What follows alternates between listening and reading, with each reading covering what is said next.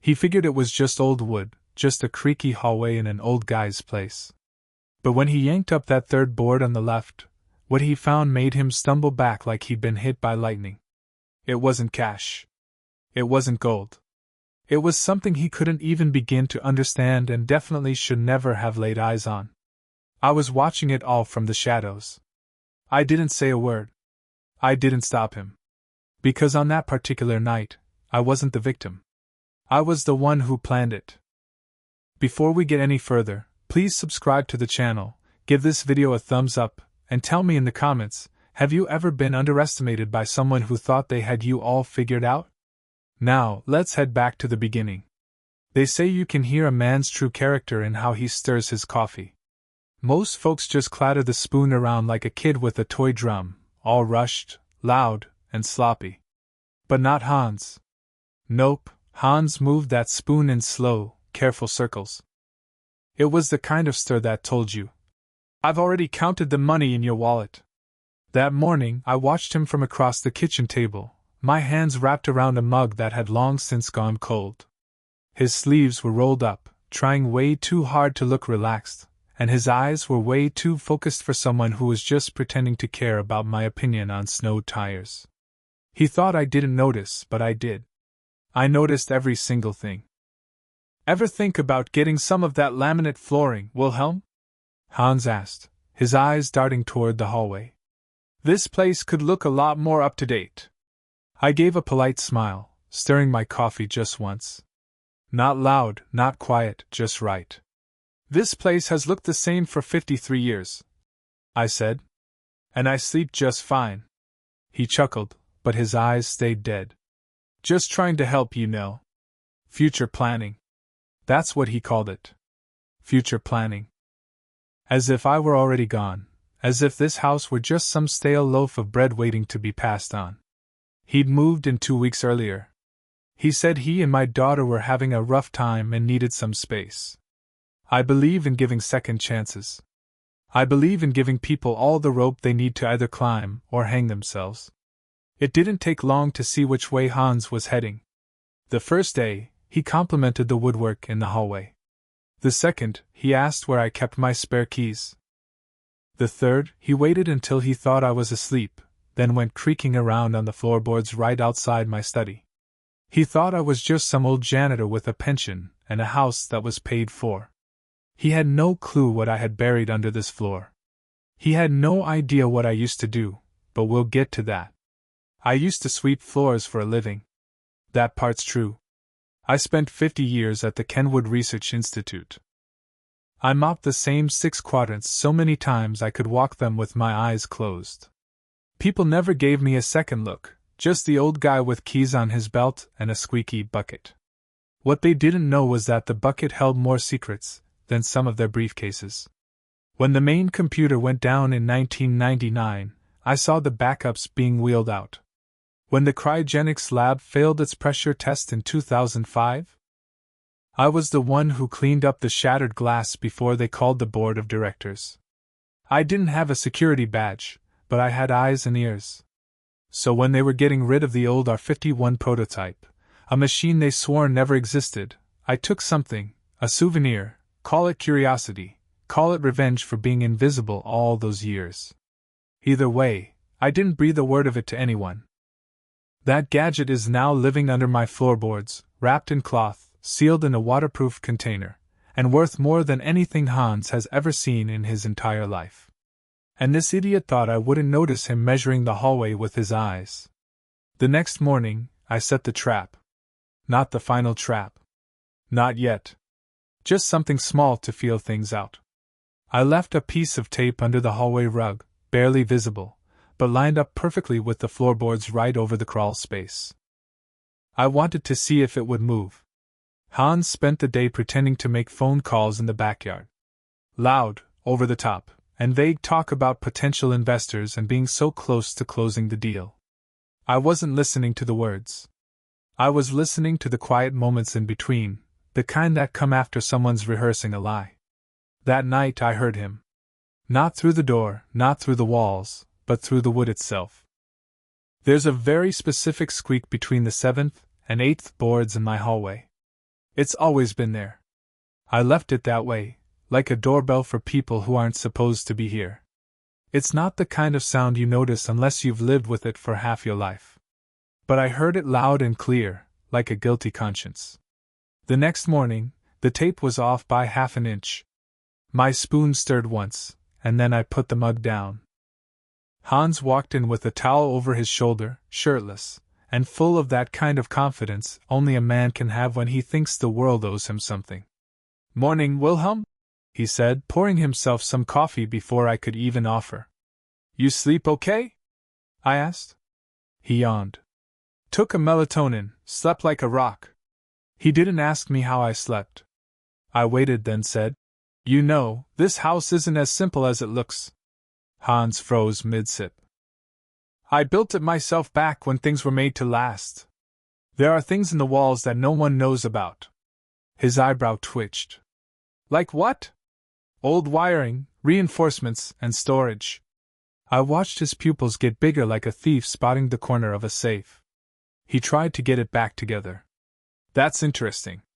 I mean, that's smart. You never know who you can trust these days." "That's true," I said, standing up. "You never do." I walked out, but I left the kitchen door half open, just enough to hear the change in his breathing. The next move was a classic misdirection. I spent the afternoon in my basement workshop, the one place in the house Hans never dared to go. The stairs were too narrow, the light was too dim, and the air was too full of sawdust. It felt like honesty down there. He avoided it like a confessional booth. I built a fake lockbox. Nothing special, just an old toolbox I had cleaned up and polished. I put a few documents inside, carefully made to look old with some tea stains and burnt edges, and then I left it partly visible in the coat closet like bait. Hans found it within 24 hours. How did I know?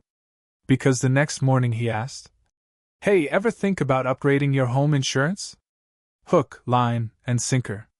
There's a type of man who believes he's the sharpest person in the room. Usually it's because he's never been in a room full of people who actually stop talking when he walks in. Hans was that kind of man. But he didn't know I'd spent 50 years listening to silence. And silence tells you everything. I'm not going to tell you how the final trap went down just yet. That's a story for another time.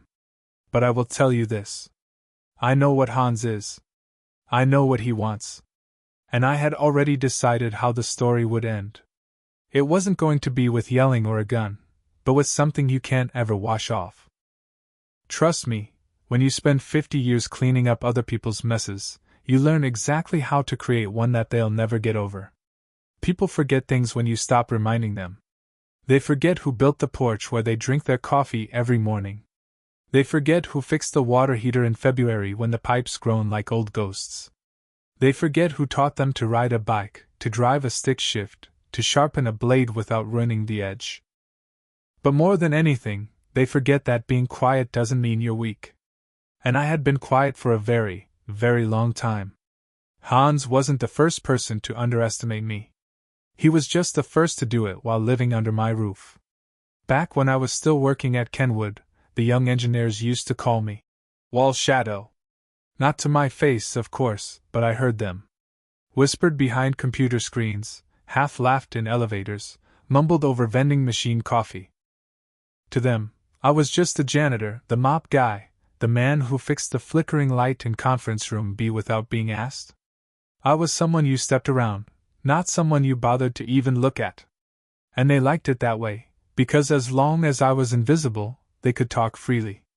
They could pretend I didn't exist even as I stood 3 feet away with my Windex in hand. That was their first mistake. I remember one morning back in 2008, the head of Project Sentinel, Dr. Siegfried Bauer, stormed out of the testing lab, his face red, his tie flopping behind him like a red flag. He didn't see me by the vending machine. Nobody ever did. He turned to his assistant and hissed, "If this prototype fails again, we're done for. I want it buried." That same night, the R51 serial number disappeared from the system. A week later, the entire wing was repurposed for budget reasons. By then, The prototype was wrapped in plastic, put in a sealed crate labeled expired refrigerant, and wheeled right past me while I was waxing the floors. I let it sit in storage for 2 months. Then, after the fiscal year ended and the inventory system reset, I took it home. No one asked, no one noticed, because no one ever notices the man pushing the mop. I wasn't born clever, but if you live long enough in other people's blind spots, you either get bitter or you get careful. I chose to be careful. Which is why the night after Hans asked about home insurance, I went out to my garage and grabbed something I hadn't touched in over 10 years, a slim black notebook wrapped in an oily rag. It was my old log book. Not for bills or birthdays, but for patterns. It had entries in my neat, steady handwriting. Things like which neighbors leave for work before the sun comes up, when the mailman changes his route, and what sounds raccoons make versus boots on the gravel. I flipped to a blank page and wrote the title. Hans, Week 2. Then I started writing down what I had observed. Tuesday, pretends to take business calls outside. Repeats the same lines. One call ends with OK. Thursday, mark time 11:43 a.m. Wednesday, observed standing at the top of the basement stairs. Did not go in. Eyes scanned the room. Left quickly when I came into the kitchen. Thursday, left coffee mug near hallway cabinet. Fingerprints were near the handle of the drawer containing the fake documents. Every single entry was dated, timed, and underlined. Not for a judge, not for the police, but for me. I don't trust what I remember. I trust what I write down. Friday morning, I added something new, not in ink but in drywall. While Hans and my daughter, Alara, were out at some brunch her friend had arranged, I took off the vent cover in the upstairs hallway and slid in an old hunting camera that had a motion sensor and a night vision lens. It was pointed right at the floorboards above the crawl space, the exact boards Hans had walked across 3 nights in a row. I adjusted the lens until I could see the wood grain. Then I carefully put the vent back, quietly, as if I had never been there at all. That night, I pretended to fall asleep in my recliner. The TV was mumbling on about some documentary about old tools. Hans watched it with me, though his eyes were somewhere else. Always somewhere else. By 9:12 p.m., I heard their bedroom door close. By 10:04 p.m., it opened again. Hans tiptoed down the hallway, trying not to let the floorboards groan, but the wood always talks, especially to the man who laid it. The next morning, I checked the camera. 5 new clips. Each one was a performance of deceit. Hans was crouched down low, measuring with his eyes, pressing his fingers between the boards, tapping gently like a burglar testing a safe's hinges.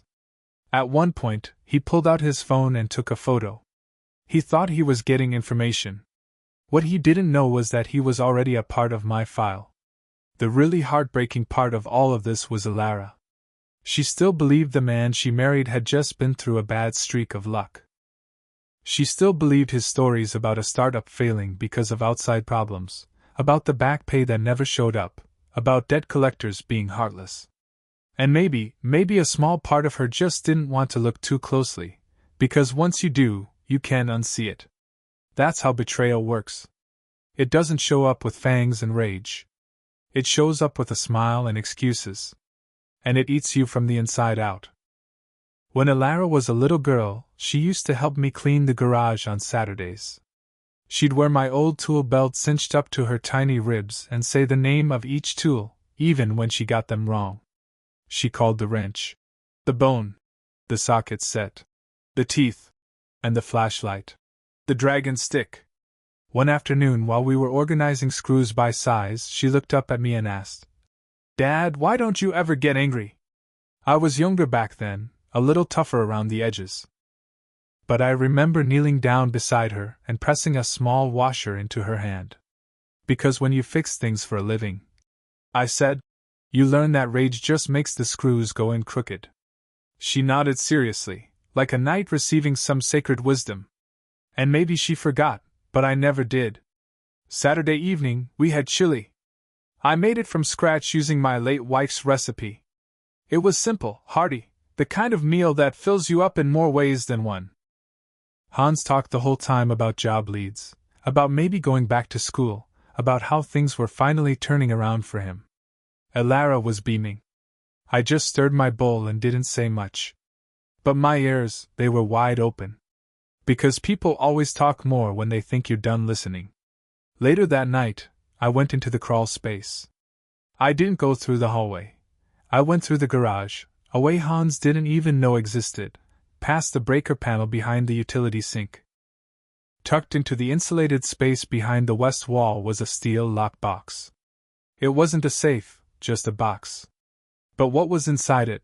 Blueprints, photographs, diagrams of the R-51 with notes scribbled in red ink, was proof not of a crime, but of a secret. Something they had tried to erase, something I had kept hidden. Not because I was greedy, but because of a simple principle. Some things don't belong in labs. They belong in memory, or they belong in wood. Back upstairs, I sat at my kitchen table with the lights off, the house completely still, and I wrote. Hans, week 3, Saturday night, smiled too easily, asked about my will. Mentioned legacy 3 times. Eyes lingered on the hallway twice during dinner. Fingers smelled slightly of lemon oil, the kind used for loosening wood grain. Then I closed the notebook and slid it into a drawer under the tea towels. I didn't lock it, I placed it just so. Because the next part of the test was to see if Hans would take the bait.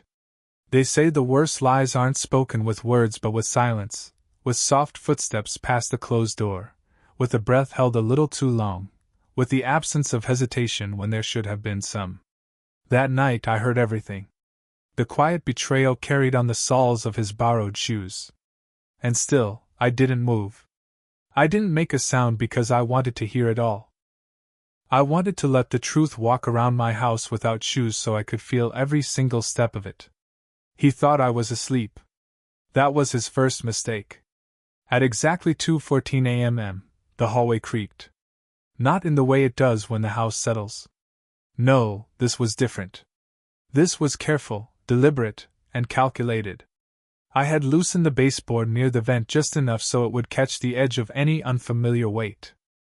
That soft click, that little sigh of wood under pressure, was the sound of a trespasser. Hans. It was always going to be Hans. Earlier that evening, I had gone through my full routine. I rattled the pill bottle twice for his benefit, gave a dramatic yawn before turning the lights out, and shuffled slowly toward the bedroom as if my bones had forgotten what being young felt like. Then silence. But my eyes stayed wide open in the dark, my ears were tuned to the walls, and my phone was tucked under the covers already streaming the camera feeds. You see, when a man has had his life stolen once, he learns not to sleep deeply ever again. I learned that lesson back in 1983, but that's a story for another night. Hans didn't knock. He didn't call out. He simply entered the hallway like a man walking into a vault he believed belonged to him. I watched on the screen as he approached the rug, the one I had carefully laid not to hide anything, but to suggest there was something worth hiding underneath. He got down on his knees, glanced toward my bedroom, and slowly rolled the rug back. Third board from the left. I saw his hands hesitate as if he was getting ready for treasure. But what kind of treasure, Hans? What were you hoping to find? An envelope with some bearer bonds? A key to a secret account? A confession? The tool he used, an old flathead screwdriver wrapped in a dish towel, told me everything I needed to know. This wasn't a spontaneous act. This was planned, thought out, and carefully prepared. He had been thinking about this, fantasizing about it, and that fantasy had turned into action right there on my hardwood floor. The board came up with a soft groan. He winced, stopped, and waited. My breathing remained measured and steady. That's the thing about guys like Hans. They only take what they think no one will miss, and they only move forward when they believe no one is watching. Inside the hollow space, he found a black case the size of a book, clean and locked. Next to it was a single folded piece of paper. He picked up the note first, opening it under the dim green light of his phone's screen. His lips moved as he read the message I had written 12 hours earlier. Congratulations. Now turn around. On the camera feed, I saw his shoulders tense up, His head twitched ever so slightly toward the camera he hadn't seen. His phone dropped, the light hit the wall, and then he turned. I was already in the hallway.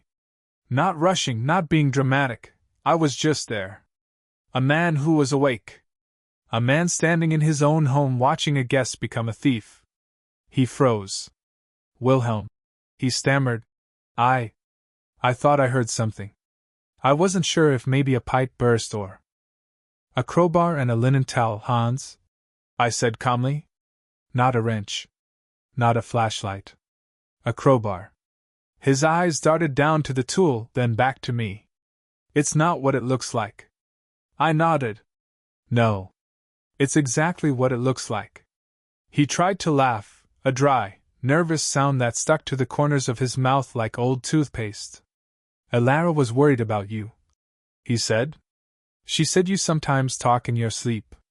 I thought I'd check on you. Thought maybe you were hiding something dangerous. I am, I said. But it's not under the floor. I turned and walked away. Not back to my bedroom, not toward safety, but toward memory, toward the garage, toward the truth. He followed. Of course he did. Curiosity is what leads a liar. Inside the garage, the overhead bulb cast a wide circle of yellow light, the kind that makes every shadow seem like it's hiding something. My workbench was spotless. The tools were lined up like soldiers waiting for orders. I walked to the back cabinet, entered the code, and pulled out a second case, darker and heavier, with 3 letters he didn't recognize etched on it. He squinted at it. What is that? You tell me, I said, setting the box on the bench. He reached for it, and I stepped in between us. You know, I began. My father used to say that a man's fingerprints are never just on what he touches. They're on what he expects to find. So let me ask you, what did you expect to find tonight? He didn't answer. Did you think I was hiding cash? A secret will? Something you could use against me? Or maybe you thought there was no harm in looking. That if you didn't find anything, no one would ever know. Still, nothing from him. I opened the case just enough for him to see a sliver of black. No documents, no diamonds, no codebooks. Just one very old, very personal tape recorder. What's that? He asked, his voice cracking. A memory, I said. A voice I don't hear anymore. I keep it here not because it's valuable, but because it's sacred. And you almost defiled it. He backed away. I didn't mean, but you did. You meant every step, every lie, every question you asked Alara about my finances. Every fake smile, every dinner where you cleared the plates like a man playing house, not building one. I pulled a flash drive from my pocket and laid it on the bench. You want to see something valuable? That's the last 7 days. Audio, video. You in night vision. You in HD. You in my home, going through memories that don't belong to you. His hands were trembling. His mouth opened, but nothing came out. I didn't say another word. I just walked back to the hallway, stopped at the door, and looked at him one last time. You have 15 minutes to pack your stuff. You wake Alara, and you lie to her face, this drive goes straight to her email. And trust me, I've already written the subject line. He didn't move at first, but I waited. And men like Hans always move when the silence gets too heavy. 15 minutes later, the guest room door clicked. The suitcase rolled. The front door opened and closed without a word. I didn't change the locks. I didn't need to. Some men never go back to places where they've been seen for who they really are. Alara woke up late and asked where he had gone. I told her he got a call about a family emergency, left a note, and promised to explain later. She nodded and didn't push for more. Maybe she believed it, maybe she didn't. As I said before, love is often the quiet space between the questions. That night, I sat in the garage alone, listening to the tape one more time, a voice from decades ago, a woman saying, "You were always the one who listened when no one else did." That was Ingrid, my late wife. The only person who ever knew the whole story. Now Hans knows a small part of it. Just the sharp edges. Enough to make him bleed, but not enough for him to understand. As for me, I went to bed that night knowing the house was truly quiet again. Not just still, not just empty, but actually quiet. Because the worst kind of noise isn't what you hear, it's what you know is coming. And for once, nothing was. I didn't need to punish Hans. I didn't need to ruin him. I just needed him to leave and know that someone had been watching the whole time. You see, men like him never expect the old man to be the sharpest knife in the drawer. But sometimes, it's the quietest blade that cuts the deepest. And now I can finally sleep. The thing about houses is, they don't forget. Not the creaks, not the footprints, not the whispers behind closed doors, and certainly not the people who walk through them thinking no one would notice. I've always said a house will remember what the heart tries to ignore. After Hans left, the quiet came back. But it wasn't peace. It was a pause. A breath held in the drywall. An exhale waiting for an end. I sat in the garage for 3 nights in a row, staring at that old black case with the initials, FWB, carved into the lid. Not mine, not Hans, but a man whose shadow still hung around the corners of this home like an unpaid debt. Friedrich Wilhelm Bach, my brother. We built this house together, literally. We poured the foundation one summer when we were still young enough to believe that concrete could fix anything. It was supposed to be for our parents, a retirement dream. But they died in a car accident on the highway the week before the first coat of paint was even dry. That left us with grief and a house full of echoes. Friedrich didn't handle it well. He drank, gambled, then drank more to forget the gambling. Eventually, I bought him out quietly. No lawyers, no bitterness, just 2 signatures and a firm handshake on the porch one morning while the dew was still clinging to the roses like an apology. But the real damage didn't happen until years later. Friedrich came back. Not for me. Not even for the house. He came for Ingrid. Yes, my Ingrid. The woman who used to laugh like wind chimes, who could tell if a man was lying just by how he buttered his toast. The only person who ever truly saw both of us. Friedrich was charming when he was sober, and dangerous when he wasn't. And Ingrid.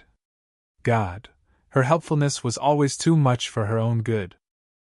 She thought she could fix him, just like I'd once tried to. But broken glass doesn't become a mirror again just because you believe in reflections.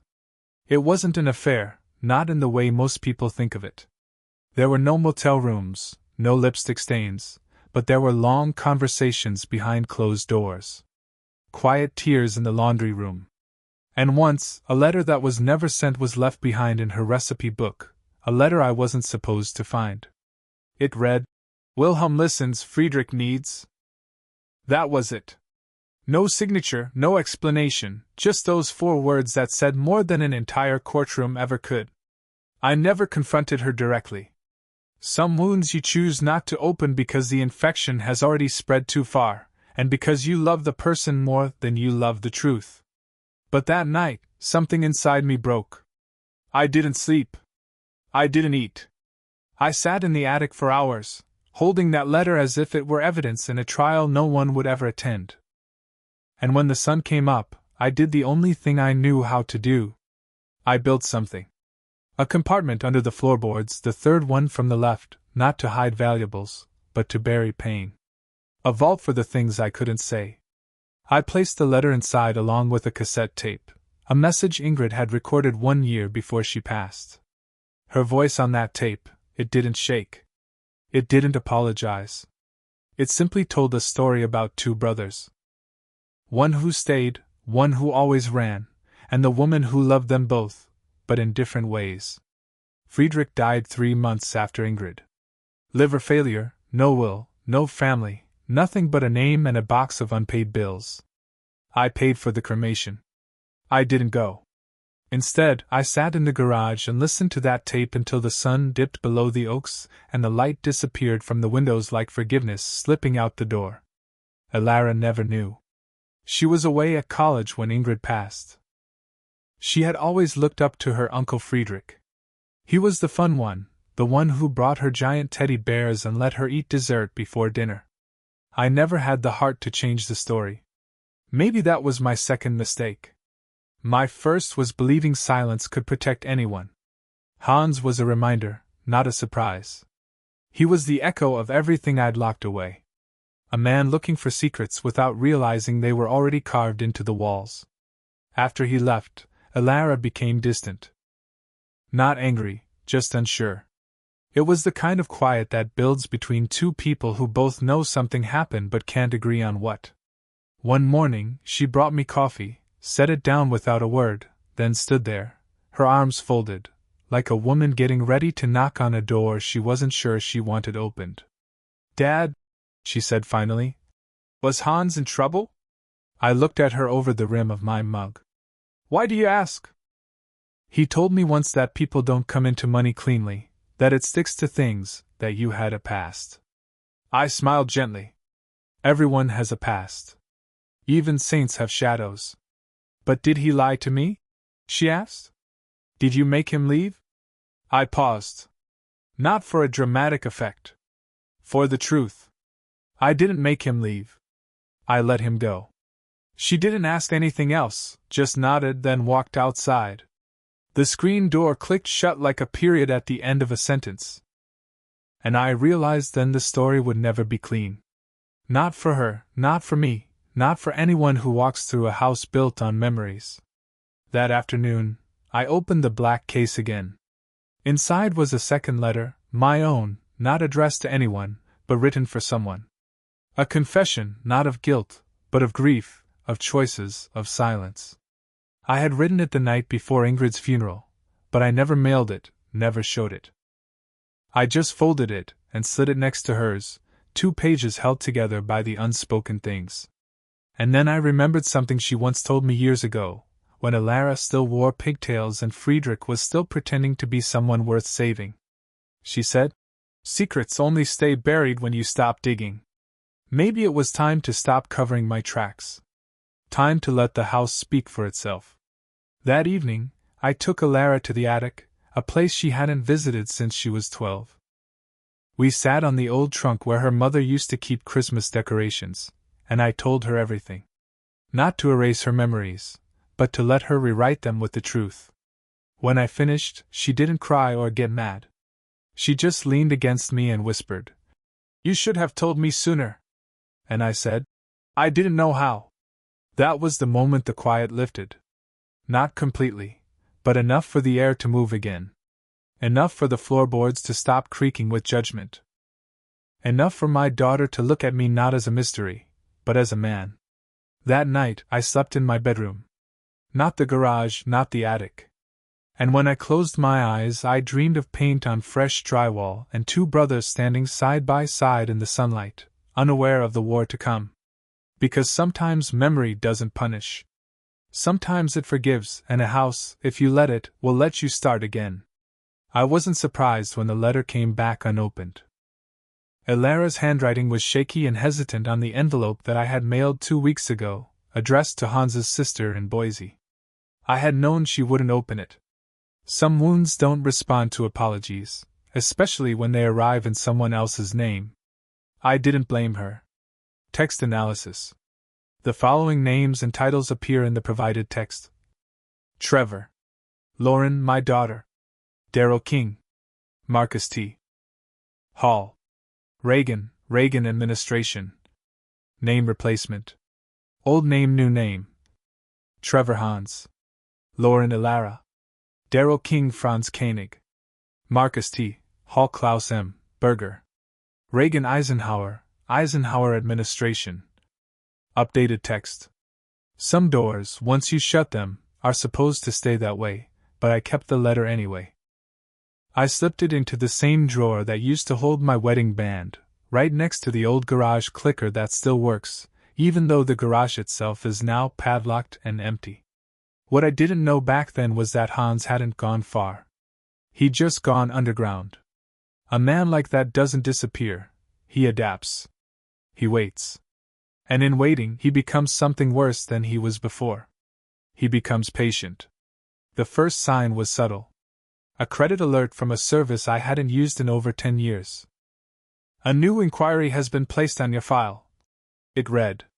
Then another, then 3 more, all from cities I hadn't been to since the Eisenhower administration. I knew the smell of someone probing, trying to find a weak spot. I didn't panic. I documented everything.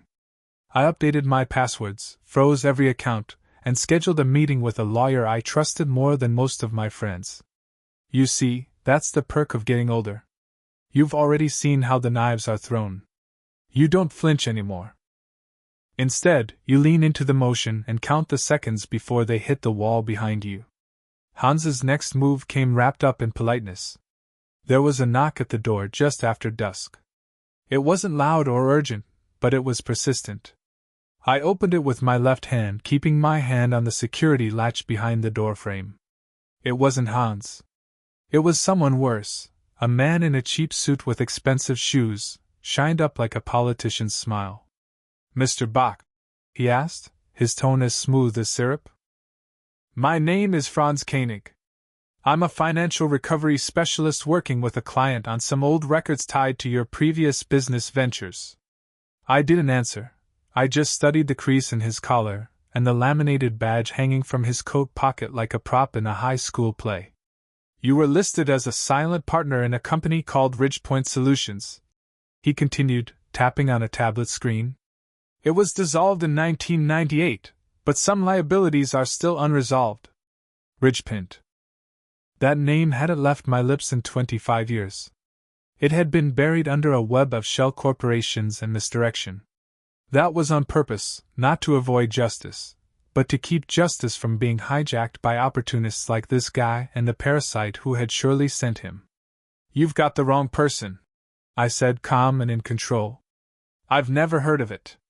He smiled, the kind of smile that expects you to resist. Of course, these things get messy over time. But just so you're aware, if you get any formal notices, we recommend cooperating quickly. He handed me a card. The number on it didn't connect to anything when I called it later that night. No voicemail, no signal, just silence. I didn't tell Alara. She had just started sleeping well again, her face soft in the mornings in a way I hadn't seen since she was a teenager. I didn't want to take that from her. Not yet. But deep down, I knew something was changing. Hans wasn't just trying to steal anymore. He was trying to erase me, piece by piece. If he couldn't steal what I had, he'd try to burn the legacy I'd spent a lifetime building. And just like any man who doesn't have the guts to build, he had chosen the easy way out. Legal harassment, identity tampering, the slow draining of a man's dignity through loopholes and shadows. So I did what I've always done best, I got ready. First, I went to the courthouse, pulled my records, filed 2 precautionary motions, sealed some documents, and moved others to a trust so complicated that a team of auditors would need a year to figure it out. Then I called in a favor, a quiet one, from someone who owed me not money, but a memory. 40 years ago, I helped him bury a scandal that could have ruined his family. Now he works in forensic cybersecurity, and his loyalty is like tempered steel, forged in debt and silence. Within 48 hours, he had found the IP addresses of Hans's last 3 login attempts. One was from a motel outside Fort Collins, one was from a public library in Springfield, but the third one hit too close to home. It was from a co-working space just 12 miles from my place. Hans was back. Or maybe he never left. I didn't go looking for him. I didn't need to. Desperation makes people stupid, and he was proving to be an expert at it. A week later, Alara got an email. The subject line was, "Important update regarding your father's estate." There was no sender listed, just a document link. She was about to open it on her phone, standing in the kitchen, still wearing her work badge. But something in her posture made me look up. She was too still. Her thumb was hovering, frozen in that half-second before a mistake is made. "Wait," I said gently. "Don't click that." She looked confused, then worried. I took the phone from her hand and forwarded the message to my contact. He called me 10 minutes later. "It's a malware trap," he said. "If she had clicked it, her device would have been compromised in seconds. Most likely a keylogger. It's a classic phishing scam, but it's dressed up in legal jargon. Pretty sophisticated. I nodded, even though he couldn't see me. Can you trace it? I asked. Not directly, he said, but I found a data trail. Someone used her name to try to access a property database in Tulsa. 2 attempts failed, but 1 succeeded. Tulsa. I hadn't lived there since the early 90s, but I still had assets there. Quiet ones. An old rental property bought under a different name. It was my retirement plan. Hans had found it, but he hadn't found the deed because the deed didn't exist in a single file. It existed in 5 separate parts, split across different legal jurisdictions, stored physically, and protected by laws older than his greed. So instead of fighting him, I let him think he was winning. I planted 3 more digital breadcrumbs, each one more tempting than the last. One hinted at a lawsuit settlement I was never involved in. Another claimed I had ownership of some undiscovered mineral rights, and the third one, a real beauty, hinted at a hidden will with some undisclosed estate assets. See enclosed family codicil, it said. Each one was coded, time-stamped, and then leaked into the exact databases I knew he was watching. He took the bait. How do I know? Because his name showed up in one of the dark web transaction logs. An amateur's mistake, using a personal login to search private databases without hiding his trail. He was greedy, but even worse, he was sloppy. That's when I knew it was time to turn the tables. I scheduled an appointment with Alara's estate lawyer under a fake name, and used a trusted go-between to deliver a sealed folder. Inside were all the surveillance logs, screenshots, and fake documents Hans had planted, along with a statement of preemptive legal protection signed and notarized by me. It was a net, quiet, precise, and impossible to break. But more than that, it was a gift for Alara so she would never again wonder whether her father's silence meant he was weak. The final hit came a week later in a plain envelope slipped into my mailbox. There was no return address. Inside was a single photograph. It was me, sitting in my backyard, reading. Someone with a telephoto lens had taken it from across the street.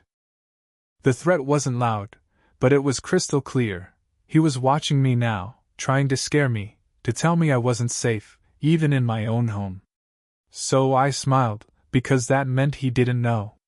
He didn't know that the cameras that had caught him leaving that co-working space had already sent his image to a private investigator I had hired 6 weeks ago. He didn't know that the real name on the lease he forged wasn't his, but the fake one he used was linked to an outstanding fraud case in Oregon.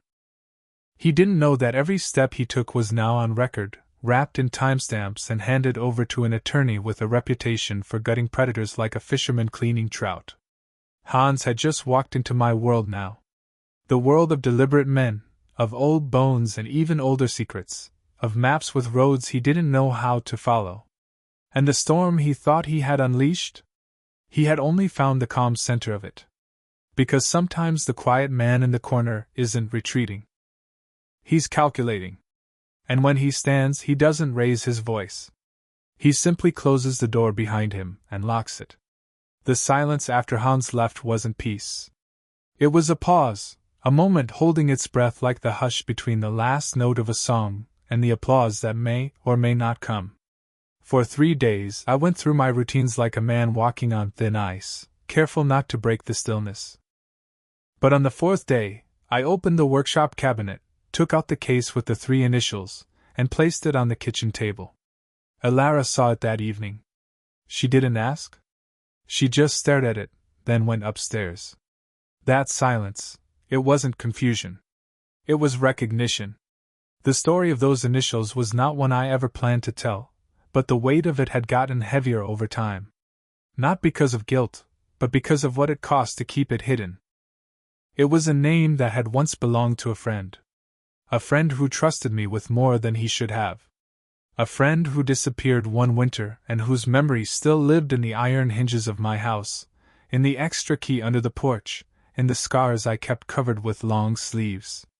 His name was Klaus M. Berger, a name you won't find in any newspaper. A man whose legacy had been wiped clean by those who wanted him to be forgotten. But I remembered, and the case held the only piece of him left, a ledger with handwritten ink, faded pages soft at the edges, but the words were clear. Text analysis. The following names and titles appear in the provided text: Trevor. Lauren, my daughter.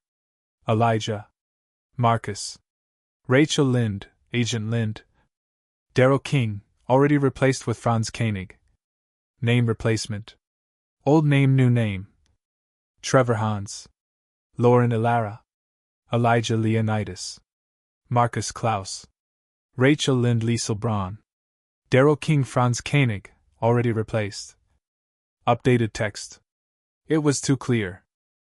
Hans hadn't known what he was looking for because Hans didn't believe that people like me had a history worth hiding. He thought I was just some other old guy with too big of a house and too few passwords. But what I had, what I still have, is something men like Hans can't buy: time.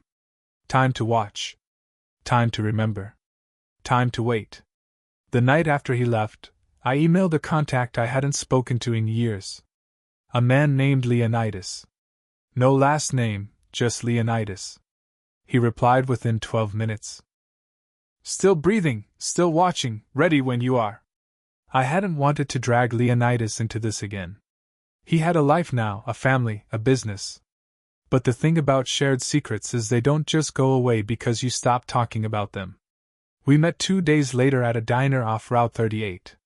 Same booth, same waitress, different reason. He looked older. So did I. But our eyes, they remembered everything. Hans? He asked. Gone. But he's a symptom, not the disease. Leonidas nodded and pulled a folder out of his coat. You should see this, he said. Inside were photos, financial records, and emails. Nothing that looked bad on its own, but enough pieces to start a puzzle. And in the middle of it all, a foundation. The same one Klaus had once worked for. The same one that had quietly rebranded itself every 5 years since 1987. And the name attached to its newest version? Hans. He hadn't just stumbled into my house looking for some kind of inheritance. He was probing, digging, maybe sniffing around, or maybe just curious. Either way, he had opened a door that I had kept locked for a long time. What do you want to do? Leonidas asked. I stirred my coffee slowly, deliberately, like a man counting the seconds between thunder and lightning. I want them to remember, I said. We spent the next 10 days putting a file together.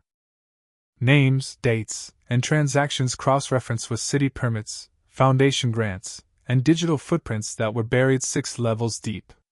I moved with the patience of a man dusting off landmines. Leonidas handled the tech. I handled the memories. Ilara noticed. Of course, she did. One night, she came down and sat beside me as I worked my way through Klaus's ledger. You're not just fixing up the house, are you? She asked. I looked at her. I saw her mother's cheekbones, her uncle's stubbornness, and my eyes. No, I said. I'm fixing something older. She didn't press, but she didn't leave either. She sat with me until midnight, then said good night the way she used to when she was 12. Quiet, careful, loving. That weekend, Leonidas traced the foundation's IP address to a shell company in New Mexico, another name I recognized. Another ghost from a past I had promised myself I wouldn't revisit, but promises made in comfort rarely survive coming face to face with betrayal. We put everything together, put it on a private server, encrypted and backed it up, and sent the access keys to 3 people we trusted, people who had lived through the same shadows. And then we waited because revenge, if it has to be done, should be carefully planned, not shouted about, not sloppy, and not for show. It should be for the truth. On a Tuesday morning, a headline slipped into the corner of the local paper. Local charity under investigation for decades of misappropriation. No names? Not yet. But the fuse was lit. By Friday, 2 board members had resigned. By Monday, the story had gone national. I watched from my porch with a cup of black tea in a silence that was thicker than smoke. Hans hadn't come back, but his name had. Ilara came to me that evening. She had the folded note I'd left in the black case. She didn't ask how I knew, she just said, "I wish I had seen it sooner." "Sometimes," I said, "the hardest thing to see is the person you love being someone else." She nodded and slid her hand into mine. That night, I slept with the windows open and let the air carry out everything I'd been holding in for years. The past doesn't die. It waits. But so do I. Because the house didn't creak that night. It sighed. The knock on the door came at 6:47 a.m. A time too early for visitors and too late for emergencies. I was already up, sitting in the kitchen with my second cup of coffee, the kind that doesn't just wake you up but reminds you that you're still here. I didn't rush to the door. I let it knock one more time, deliberate and polite, as if whoever was standing behind it knew the rhythm of the house. I opened it to find a woman no taller than Alara, dressed in a tan blazer and dark jeans, holding a leather folder and a look that said she knew more about me than I wanted her to. "Mr. Bach?" she asked. "Not Wilhelm, not sir, just a name." I nodded. She held out a card. No flourish, just a fact. Department of Justice. Internal Affairs. Name, Liesel Braun. The last time I saw a badge like that, Klaus was still alive. She didn't wait for an invitation, she just said, "May I come in?" And something in her voice made me step aside without a question. She walked in as if she had already memorized the blueprint. She sat in the same chair Alara always did, opened her folder with a sigh that was too weary for her age. "This isn't official." "Not yet. I'm off duty, technically," she began. I didn't say anything, I just let her get through it. She laid out photos, not of me, but of Hans, of the foundation, of meetings in parking garages and transactions in hotel lobbies. And then a photo of Klaus, young and laughing, next to a red Chevy I remembered polishing with him one autumn before it all fell apart. "Why now?" I asked. My voice came out low but steady. She looked up, her eyes direct. "Because someone finally whispered loud enough. And the people listening aren't deaf anymore." I didn't have to ask who whispered. I already knew. "Ilara," Liesel continued, her fingers tapping on the edge of the folder like a countdown. "I know about the ledger, the server. Leonidas. The timeline fits. You've been careful. Too careful to be just angry." I stared at the steam curling from my coffee, then back at her. "What is it you want from me, Agent Braun?" She shook her head. "I'm not here to stop you. I'm here to ask for your help. If you want to finish this, do it through us. Legally. Completely. No back doors, no anonymous leaks. Make it count." That word, count, just hung in the air like smoke. She stood up, left her card on the table, and walked out with the same calm she had walked in with. No threat, no promise, just her presence. That afternoon, I found Alara in the garden. She was trimming the roses, the ones Ingrid used to take care of. I didn't say anything for a moment, I just watched her fingers move with grace and certainty. When she finally looked up, there was no fear in her eyes, only expectation. "You told her?" I said. She nodded. "Why?" "Because you were building something alone. And I thought maybe it could carry more weight if I helped lift it." There it was. Not a confession or an apology, but alignment. We spent the evening going over everything again. Every page of Klaus's ledger, every line item in the donation records, every name buried in the quarterly reports. At midnight, we sent a secure package to Liesel. It wasn't everything we had, but it was enough to prove intent, action, and consequences. 2 days later, I got the call. Liesel again. "We're moving quietly but thoroughly. I'll keep you updated. Stay visible. Stay calm." And so I did. For 3 weeks, I stayed put, watered the lawn, repaired the fence, and even went to community meetings I hadn't gone to in years. I became what I once was, present. But underneath it all, I was listening, watching, and reading between the headlines. Then came the subpoena. Not for me, but for the foundation, for the board members, for Hans. He showed up again that week, at a fundraiser in San Diego, smiling and shaking hands, probably thinking that the silence meant he had survived. That's the thing about men like Hans. They believe quiet is mercy, but sometimes it's just the echo right before a collapse.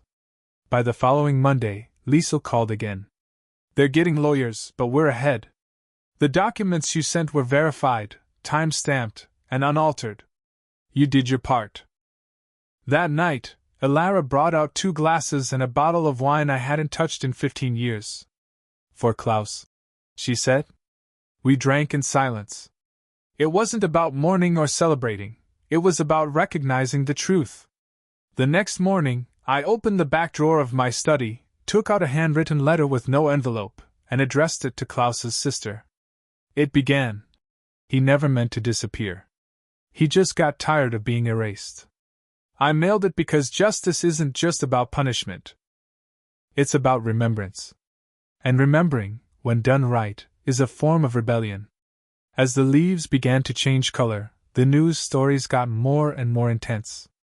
Hans's name finally appeared in print. Not hidden or cushioned, just a fact. Whistleblower leads to federal inquiry into decades of nonprofit fraud. My name wasn't there. Neither was Leonidas's or Elara's. That was the point.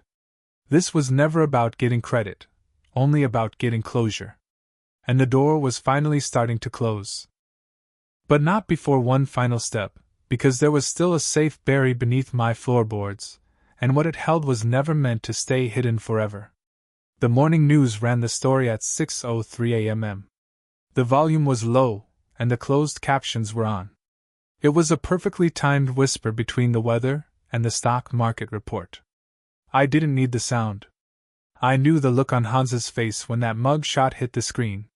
It wasn't fear, it was disbelief. The kind that only men who think they are untouchable can wear convincingly. Men like him weren't afraid of jail. They were afraid of not being in control. I sat in the den, with my coffee in hand, watching the sun slowly crawl across the floorboards like a silent witness.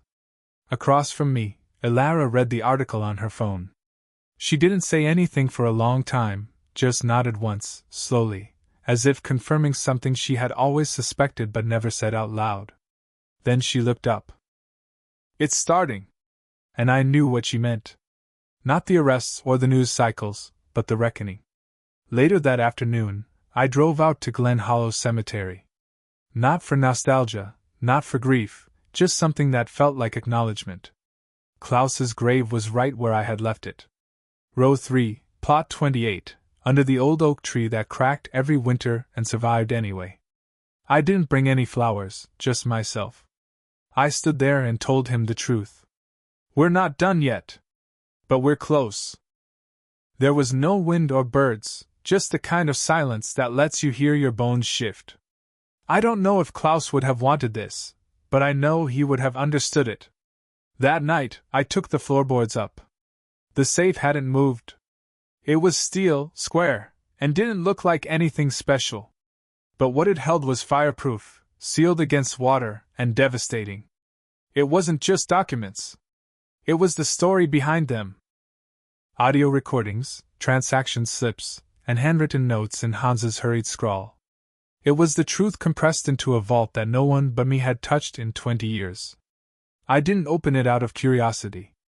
I opened it because Liesel had asked for the final piece, and some things you only hand over once. I spent 6 hours putting everything in order, scanning, and encrypting it. Elara helped. She didn't ask questions, she just labeled files and checked timestamps. At one point, she held up an old photo of Klaus and me at some fundraiser, laughing with our jackets off and collars loose. She stared at it for a long time before slipping it into a folder labeled Human. When everything was packed, we met Liesel in a motel parking lot 3 towns away. It was a neutral meeting place with no digital trail. She was wearing regular clothes, but the tension in her shoulders told me she hadn't slept. We didn't say much, we just handed her the box and a flash drive. She looked at me. You know this is enough to put him away. The board, the foundation, maybe more. I didn't even blink. Then put them away. She nodded, got in her car, and left. Just like that. Over the next few days, things moved faster than I expected. News outlets started getting leaks from internal memos. Former employees came forward. Donors pulled their funding. By the end of the week, the Foundation's website showed a maintenance error page. Hans's silence grew louder. He stopped appearing in public and stopped returning calls. But the system doesn't care about ghosts. It chases signatures. And Hans had signed everything. Leonidas called that Sunday. First time in over a year. I saw the news, he said. You finally did it. I took a long breath. No. We did. He didn't respond right away. Then he said, Thank you. And in that moment, I realized something.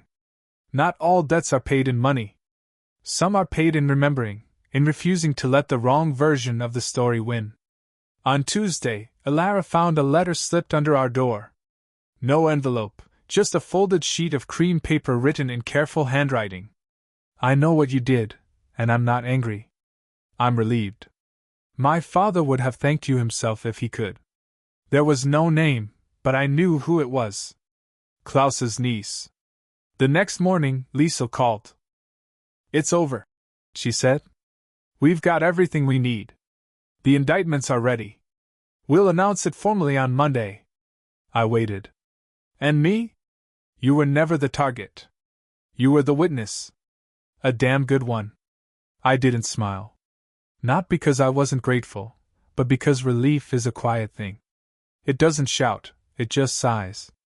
That night, I walked through the house for no particular reason, just to feel it. The floorboards, the paint, the shadows that didn't scare me anymore. I ended up in the garage. Same space, same buzzing light bulb, but it didn't feel like a place of exile anymore. I ran my hand along the workbench, opened the old drawer, and found a wrench with Klaus's initials etched in it. I had forgotten it was there. Or maybe I hadn't. I left it out, letting it catch the moonlight, because some tools aren't meant to be buried. They're meant to remind you. The next day, I watched the press conference on a muted screen. Behind the podium, Liesel looked smaller, older, but her voice, even in silence, had weight. She named names, listed charges, and showed proof. Not speculation, not revenge, just solid evidence. Hans's image flashed across the screen. No mugshot this time, just a headshot from the Foundation's website, a relic of who he pretended to be. I turned off the TV. Later that evening, Alara brought in some takeout. No cooking, no pretense, just 2 boxes, 2 forks, and the shared understanding that something huge had ended. Over dinner, she asked me, What now? I thought for a long time. Finally, I said, We cleaned the garage. She laughed, a truly warm laugh. And just like that, life began to feel normal again. Because revenge, when done the right way, doesn't leave you with fire. It leaves you with space. Space to rebuild, to reclaim, to breathe. And for the first time in years I did. Inhale. Exhale. Like a man who had finally come home. It started with a phone call, not from a lawyer, not from Liesel, but from a number I hadn't seen in 15 years. I recognized it before I even picked up, the area code from Bridgewater, the old neighborhood, the one Klaus and I used to call the fortress of pretense. I let it ring twice, then answered. Wilhelm. The voice was male, polished, and calm. You're going to want to see this. He didn't say his name. He didn't have to. I knew who it was. Karl Schneider, Hans's former deputy. The man who used to carry his briefcase as if it were a crown jewel. The man who had vanished when the first audits came down. I hadn't heard from him since Klaus's funeral, but some ghosts don't stay buried. They linger. Where? I asked. The old tennis club. Midnight. Then he hung up. No explanation. No guarantee. Just coordinates wrapped in arrogance. Alara asked where I was going. I told her I needed to stretch my legs. She didn't press, but I think she knew. She always knew. The road to the tennis club wound through the woods like a scar. The gate was half broken, hanging on one hinge. I parked in the back lot, headlights off, the engine humming low like a prayer. Carl was already there, leaning against a rusted bench, smoking a cigarette with the indifference of someone who had nothing left to lose. "You look old," he said. I shrugged. "So do you." He handed me a thick manila folder filled with documents. No preamble, no explanation. Just, "You want the real nail in Hans's coffin?" "That's it." I opened it slowly, page by page. Offshore accounts, shell company transfers, charitable donations rerouted to personal trusts. But the twist, none of it was in Hans's name. It was in his daughter's. Ingrid. I looked at Carl. "Why now?" He flicked ash onto the concrete. "Because the game's over, and I hate unfinished stories." We didn't speak again. I left without saying goodbye. Some conversations are just tombstones with sound. Back home, I sat at the kitchen table and read every page. 3 hours, 2 coffees, one slow, burning realization: Hans hadn't just stolen. He'd built a legacy of theft and passed it on like an inheritance. Ingrid wasn't innocent. She was the next generation of an empire built on ruin. By morning, I called Liesel and told her everything. She was quiet on the other end. "Then, we'll verify it. If it holds, we'll add her to the indictment." But I wasn't calling for legal justice. I was calling because I had one more stop. The old Foundation headquarters had already been shut down, chained doors, boarded windows, like a crime scene without tape. But I still had a key. Legacy has its quirks. I walked through the lobby like a ghost through a memory. The receptionist's desk was gone. The awards still hung crooked on the walls, and the hallway smelled of forgotten ambition. Klaus's old office was at the end of the corridor, the third door on the left. I opened it. It was empty except for one box. On top of it was a plaque that read, "To Klaus Elliot for integrity beyond measure." The irony was so thick it choked me. I sat on the floor, opened the box, and found what I didn't know I was looking for: his journal. Leather-bound, with frayed edges, and inside, handwritten notes, reflections, and letters to himself. One line caught me off guard. "If I vanish, tell Wilhelm not to forget the third drawer." I stood up so fast my knees cracked. I crossed the room to the old desk. The third drawer stuck a little as if it were resisting. Inside, a flash drive was taped to the bottom. I peeled it off and held it like a fuse. Back home, I plugged it in. There was one file, an audio recording of Klaus's voice. He sounded tired and worn, but clear. "I'm recording this because I don't trust paper anymore. Hans has been rerouting funds for months. Says it's for discretion, but I know better. I've traced it to Ingrid's name. I confronted him last week.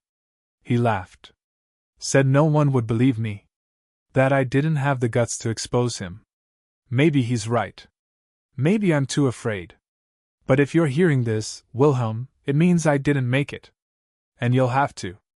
I sat there, frozen, not in grief, but in purpose. The next day, I drove back to Liesel's office. No appointment, just a flash drive. Her assistant tried to stop me. I didn't slow down. Liesel met me in the hallway. "This is it," I said. "The last word." She took it without a word. And for the first time since this began, I felt like Klaus was in the room again. Not as a ghost, but as a witness. By Thursday, the media had the story. A daughter groomed for corruption. A legacy of laundering. Headlines screamed. Anchors speculated. But behind the noise, I saw what mattered: a picture of Klaus on the screen, smiling, not as a victim, but as the man who tried. Elara and I watched it together. She squeezed my hand and said nothing. But her silence felt like applause. That night, Leonidas called again. "Ingrid too?" I said. "Yes," he sighed. "That makes it all complete, doesn't it?" "No," I said. "It makes it honest." Honesty, after all, was never Hans's currency, but it had always been Klaus's, and now it was mine. The final piece fell into place the next morning, a letter in the mail. No return address, just a single line inside. You gave him back his name. No signature, just ink. But it was enough because justice isn't about shouting. It's about restoring the parts of history that were tried to be erased. And for the first time in 2 decades, I felt like the record had been corrected. Klaus was more than a footnote now. He was the headline. And I was the last man standing in the silence after the storm. Not angry, not broken, just finished. The day after the final article broke, I went for a walk, not because I needed the air, but because I wanted to hear the way the world sounded after everything had settled. The streets were wet from an early drizzle. Leaves clung to windshields like afterthoughts. I passed the corner bakery where Klaus used to pick up scones on Monday mornings. His version of optimism. I didn't stop, I just watched the window steam up from a distance and kept walking. There was nothing left in that place for me, not anymore. At the post office, an old man held the door open for me. I nodded. He didn't recognize me, but something in his eyes lingered like a flicker of curiosity. Maybe he'd seen the news. Maybe he was just being kind. Either way, I walked through as if I had nothing to hide, because I didn't. Not anymore. Liesel called later that afternoon. She said the grand jury had approved the expanded charges. Ingrid, along with Hans, was now officially under investigation. We wouldn't have had enough without Klaus's file, she said. Without you. I didn't respond right away. I was watching the sunset from the porch, the light catching the tops of the trees as if they were on fire. Eventually I said, I didn't do it for the courts. She paused. I know. That night, I found myself in the garage, not fixing anything, just remembering. The workbench still smelled of cedar and oil. Klaus used to come over after work, lean against the wall, and talk while I hammered or sanded or cursed at some stubborn bolt. I sat on the stool, looked at the pegboard full of tools, and thought. None of this brought him back, but it had kept me sane. Alara came in quietly. She stood behind me for a while before speaking. It's over, isn't it? I nodded. As over as these things get. She placed a hand on my shoulder. He'd be proud. I didn't answer. I just reached for a wrench and turned it in my hand like a compass pointing home. In the weeks that followed, the headlines shifted. Another scandal, another fall from grace. The world moved on, but not me. I moved through it quietly, deliberately, like someone who had walked through a fire and found himself neither burned nor victorious, just whole. Leonidas invited me to dinner one evening, said he wanted to reconnect. I agreed. When I arrived, his wife hugged me tightly, too tightly, as if she had read something between the lines. We ate roast chicken and potatoes, and talked about nothing for hours. But at the end, as I was leaving, Leonidas followed me to the door. You know, he said, you didn't just restore Klaus's name. You restored something in all of us. I didn't know what to say to that, so I just nodded. I let silence do the talking.